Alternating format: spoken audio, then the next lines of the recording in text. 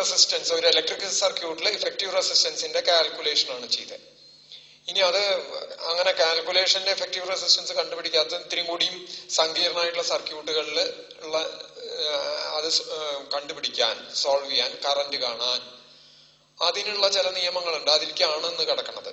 അപ്പൊ നോക്കൂ, there are 5 bulbs A, B, C, D, E. ഈ 5 എണ്ണം ബൾബുകളാണെന്ന് വിചാരിക്കുക.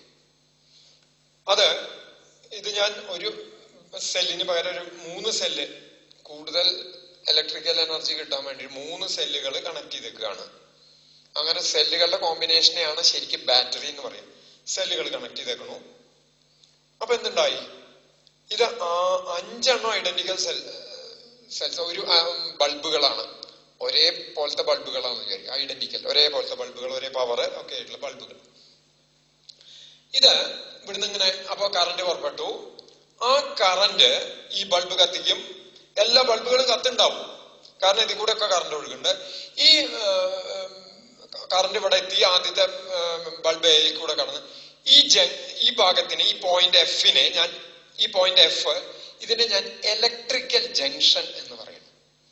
ഇലക്ട്രിക്കൽ ജംഗ്ഷൻ എന്ന് പറഞ്ഞാൽ കുറെ കറന്റ് ക്യാരിയിങ് കണ്ടക്ടേഴ്സ് മീറ്റ് ചെയ്യുന്ന പോയിന്റിനെയാണ് ഇലക്ട്രിക്കൽ ജംഗ്ഷൻ. ജംഗ്ഷൻ എന്നുള്ള വാക്ക് നിങ്ങൾ കേട്ടിട്ടുണ്ടാവുമല്ലോ, കൂടിച്ചേരുന്ന, വഴികൾ കൂടിച്ചേരുന്നതാണ് ജംഗ്ഷൻ. അതുപോലെ ജി എന്ന് പറയുന്നത് വേറൊരു ജംഗ്ഷനാണ്, ഇലക്ട്രിക്കൽ ജംഗ്ഷനാണ്. ഇപ്പൊ ഇതില് ഈ ബാറ്ററി ഓൺ ചെയ്ത് കഴിഞ്ഞ് ഇത് കത്തി തുടങ്ങിയാൽ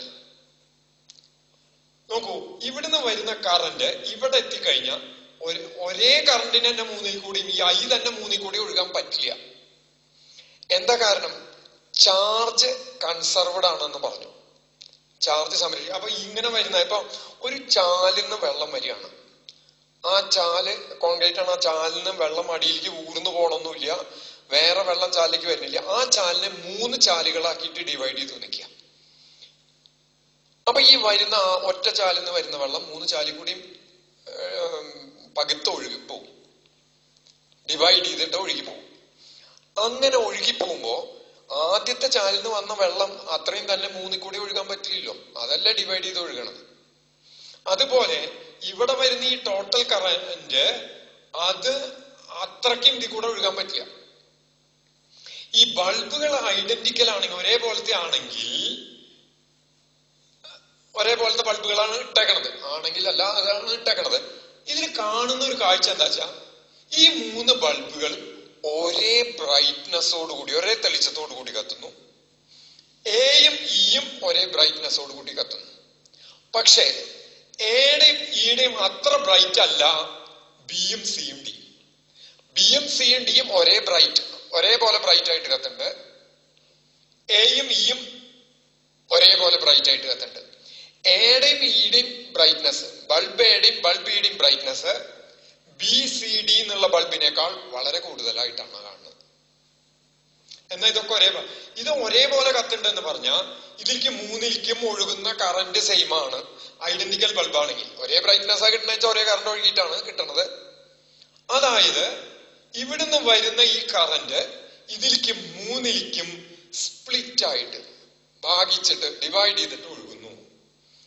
ഇനി ഇതിന്റെ അതേ ബ്രൈറ്റ്നസ് തന്നെ ഇവിടെ കിട്ടണമെന്ന് പറഞ്ഞാൽ ഇതിൽ കൂടെ ഒഴുകുന്ന അതേ കറന്റ് തന്നെയാണ്, എ കൂടെ ഒഴുകുന്ന അതേ കറന്റ് തന്നെയാണ് ഇതിലും വരുന്നത്. അപ്പൊ ഇതിൽ കൂടെ ഒഴുകുന്ന കറന്റ് ഐ ആണ്, അപ്പൊ ഇതിൽ കൂടെ ഒഴുകുന്ന കറന്റും ഐ തന്നെയാണ്. അതായത് ഇവിടെ വെച്ചിട്ട്, ഈ ജംഗ്ഷൻ ജിയിൽ വെച്ചിട്ട് ഇതൊക്കെ കൂടി ചേർന്നിട്ട് വീണ്ടും ഐ തന്നെ ആവുന്നു എന്നർത്ഥം.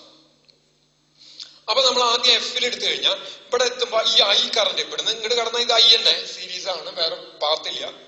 അത് 3ആയിട്ട് സ്പ്ലിറ്റ് ചെയ്യുന്നുണ്ട്.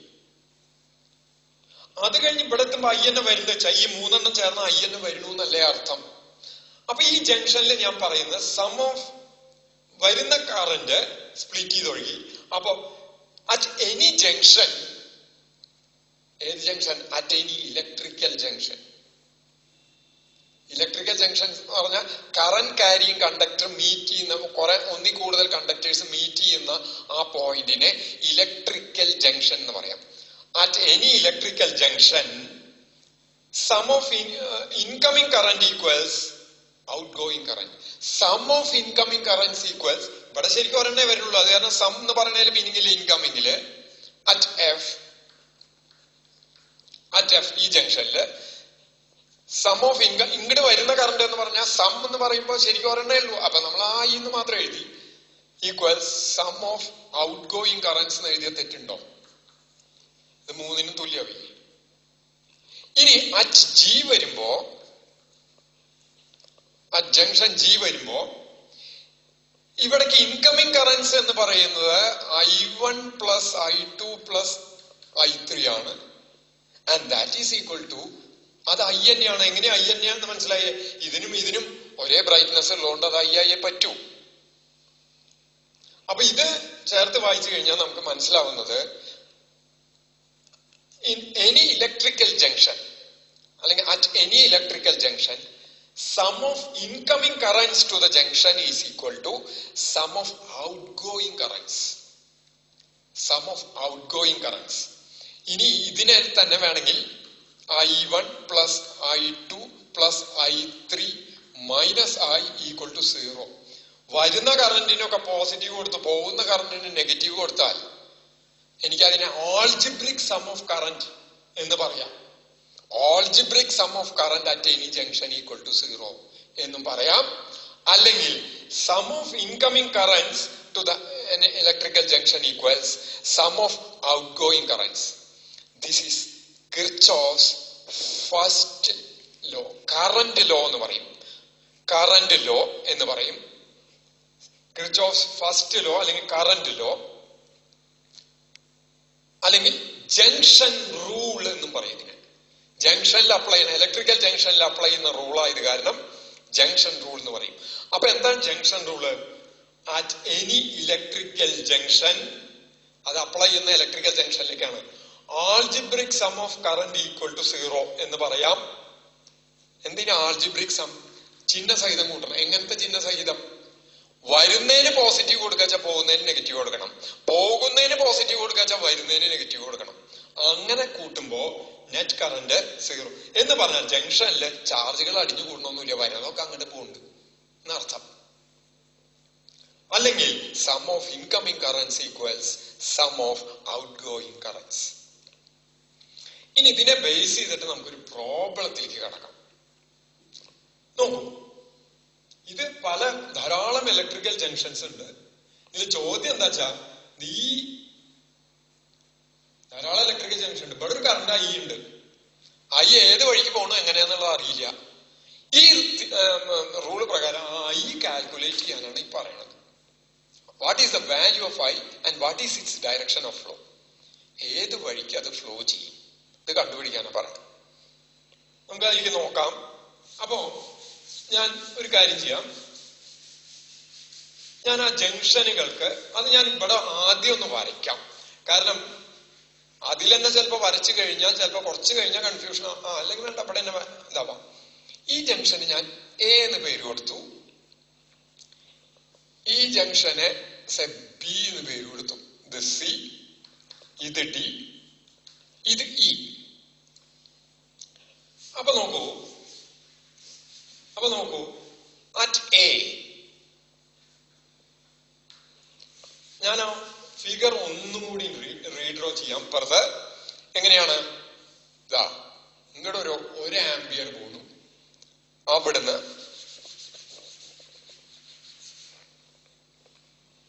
ഇങ്ങനെ വന്ന് ഇതൊരു ആംബിയർ, ഇവിടുന്ന് ഇങ്ങോട്ട് ഒരു 2 ആംബിയർ പോകുന്നുണ്ട്. പിന്നെ ഇവിടുന്ന് ഇങ്ങോട്ട് വരുമ്പോ ഇങ്ങോട്ട് ഒരു 2 ആംബിയർ ഉണ്ട്, ഇവിടെ 3 ആംബിയർ. നോക്കൂ, ഇതിനൊക്കെ ഇവിടുന്ന് ഇങ്ങോട്ട് പെട്ടെന്ന് പുറപ്പെടുകയൊന്നും അല്ല കേട്ടോ. ഇതിന് കണ്ടിന്യൂറ്റി ഉണ്ട്, ഇതിന് തുടർച്ചയുണ്ട്. ഇങ്ങനെ ഒരു കഷ്ണം തന്നു കഴിഞ്ഞാൽ അതിൽ കൂടെ ഒരിക്കലും കറണ്ട് നമുക്ക് പാസ് ചെയ്യാൻ പറ്റില്ല, ഒരിക്കലും. Current always forms closed path. അപ്പൊ ഇതിന് എവിടുന്നോ കണ്ടിന്യൂറ്റി ഉണ്ട്. ഇനി ഇതിന് സി എന്ന് കൊടുത്തേക്കണു. ഇവിടെ ഈ ഡിയിലേക്ക് ഇങ്ങോട്ട് ഒരു 4 വരുന്നുണ്ട്. ഇതാണ്, സോറി, ഇതിൽ ഞാൻ ആരോ മാർക്ക് ഇടുന്നതിൽ അർത്ഥമില്ലാതെ ആരോ മാർക്ക് തന്നിട്ടില്ല. ഇത് കറണ്ട് കണ്ടുപിടിക്കേണ്ടത്. ഇങ്ങോട്ട് ഒരു 2 വരുന്നുണ്ട്. ഇതിന് ഞാൻ ഇന്ന് പേര് കൊടുത്തു. അപ്പൊ അറ്റ് എ എ എന്നുള്ളതിലെടുത്താ നോക്കൂ, ഏലത്തെ മാത്രം നമ്മൾ ഏല് ഇത് അപ്ലൈ ചെയ്യാന്ന് വിചാരിക്കാം. ഏത് അപ്ലൈ ചെയ്യാ? Junction rule. Junction rule apply ചെയ്ത ഏൽക്ക് വരുന്ന കറണ്ട് എത്രയാ? വരുന്ന സം ഓഫ് ആൾജിബ്രിക് അല്ല incoming current, sum of incoming currents 2 + 3 അല്ലേ? ആണല്ലോ. അപ്പൊ അത് ഇവിടെ എത്ര ആയേ പറ്റൂ? അത് ഇങ്ങട് എന്തൊഴുകിയേ പറ്റൂ?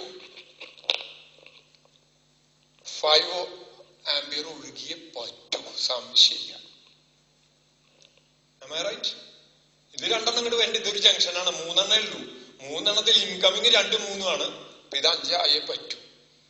ഇനി നോക്കൂ, ഇവിടെ 1 ആംപിയർ നിട്ടാൽ ഇവിടെയും 1 ആംപിയർ നിട്ടാലും തെറ്റില്ലല്ലോ.